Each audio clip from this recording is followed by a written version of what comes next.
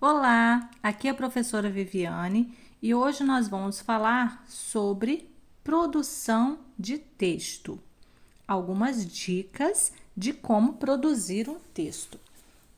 Que cuidados devemos ter ao produzir um texto? Primeiro, leia a proposta com atenção e organize suas ideias. Pense primeiro o que você quer escrever. Segundo, usar letra legível. Terceiro, o texto tem de ser bem distribuído na folha. Quarto, dar um título ao texto e colocá-lo no meio da linha. Quinto, manter sempre o mesmo espaço no início dos parágrafos. Sexto, as margens devem ser regulares, as palavras devem ir até o fim da linha, a não ser que seja um poema. Sétimo, fazer o uso da pontuação. Oitavo, expor as ideias com clareza. Nono, cuidado com a repetição de palavras. Substitua-as por outras com o mesmo significado.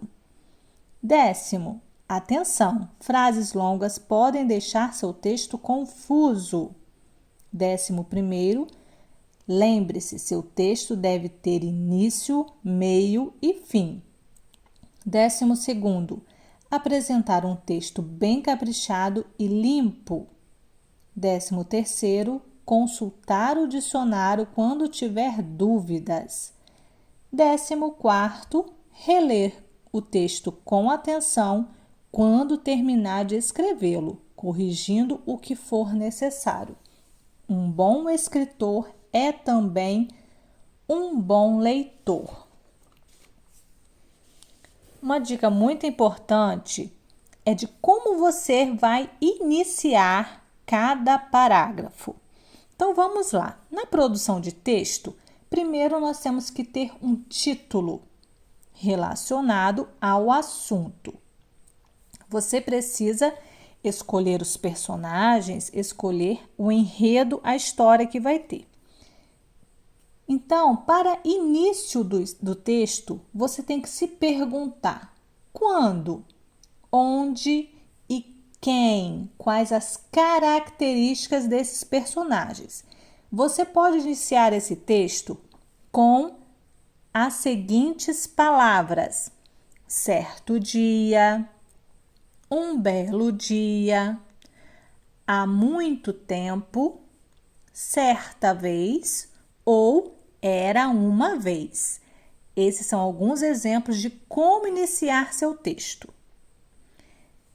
Em outro parágrafo, quando você já está no meio da história, você deve se perguntar: o que aconteceu? Como aconteceu?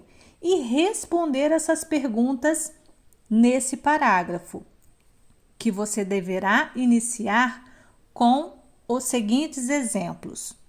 Então, ou de repente, foi quando, em seguida ou nesse momento. E para finalizar o texto, é quando você está no último parágrafo, você vai concluir a sua história. Você tem que ter uma conclusão, um encerramento.